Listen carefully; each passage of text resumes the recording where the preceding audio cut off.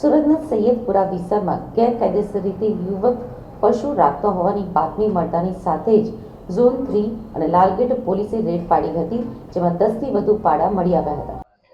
પશુઓને લઈને કોઈ પણ પ્રકારના રજીસ્ટ્રેશનના દસ્તાવેજ ના મળ્યા અને લાલગેટ પોલીસ સ્ટેશન હદ વિસ્તારમાં આવતી ઇબ્રાહિમ મસ્જિદ પાસે કામિલ નામનો યુવક પશુ રાખતો હોવાનું જાણવા મળ્યું હતું. કામિલ આ પશુઓને બાંધી રાખતો હોવાનું જાણવા મળતા જ આજે રેડ પાડવામાં આવી હતી. આ પાડા રાત્રિ દરમિયાન કતલખાને મોકલવામાં આવતો હોવાનું પોલીસને માહિતી મળી હતી. પોલીસે તપાસ કરતા યુવક દ્વારા પશુઓ રાખી શકાય તેના માટે મોટી વ્યવસ્થા કરી હતી, જેના પરથી શંકા થઈ હતી કે આ યુવક પશુઓને કતલખાને મોકલતો હશે. જોકે પોલીસે ઊંડાણપૂર્વકની તપાસ શરૂ કરી છે. પોલીસને બાતમીના આધારે અલગ અલગ ટીમો બનાવી સૈયદપુરામાં તપાસ હાથ ધરી હતી. પોલીસે 10 વધુ પાડા સહિત અન્ય પશુઓને મુક્ત કરાવી પાંજરાપોળ મોકલ્યા હતા.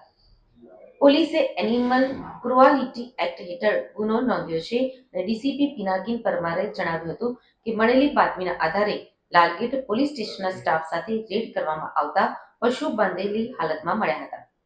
કામિલ નામના વ્યક્તિની અટકાયત કરી એનિમલ એક્ટ મુજબનો ગુનો નોંધવાની કાર્યવાહી હાથ ધરી છે. યુવકના કહેવા મુજબ પાડા પાડવામાં આવ્યા છે, પરંતુ તેમની પાસે કોઈ પણ પ્રકારનું રજીસ્ટ્રેશન સુરત મહાનગરપાલિકાનું ન હતું.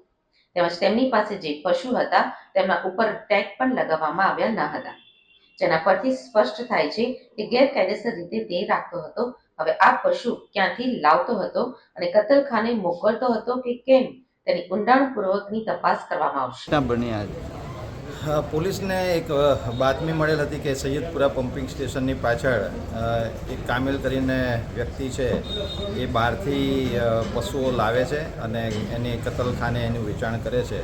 તો આ બાતમીના આધારે આજે ઝોન 3ની ટીમ અને લાલગેટ પોલીસ સ્ટેશનની ટીમ દ્વારા એની અહીંયા રેડ કરવામાં આવતા આપ જોઈ શકો છો એ પ્રમાણે ઘણા બધા પશુઓને એણે બાંધેલા છે. તો અત્યારે હાલમાં એનિમલ ક્રુઆલિટી એક્ટ પ્રમાણે ગુનો દાખલ કરી રહ્યા છે અને એનું ફર્ધર ઇન્ટ્રોગેશન કરવામાં આવશે કે આ પશુ એ લાવતો હતો ક્યાંથી અને કયા કતલખાને આ વેચતો હતો, એની ટોટલ ઊંડાણપૂર્વક તપાસ કરવામાં આવશે. પોલીસે આજે આ જીવદયા માટેનું એક સરસ કામગીરી પોલીસ દ્વારા થઈ રહી છે, જેમાં તમામ પશુઓને અહીંયાથી મુક્ત કરવામાં આવશે અને પાંજરાપોળમાં મોકલવામાં આવશે અને કાયદેસરની કાર્યવાહી હાથ ધરવામાં આવશે.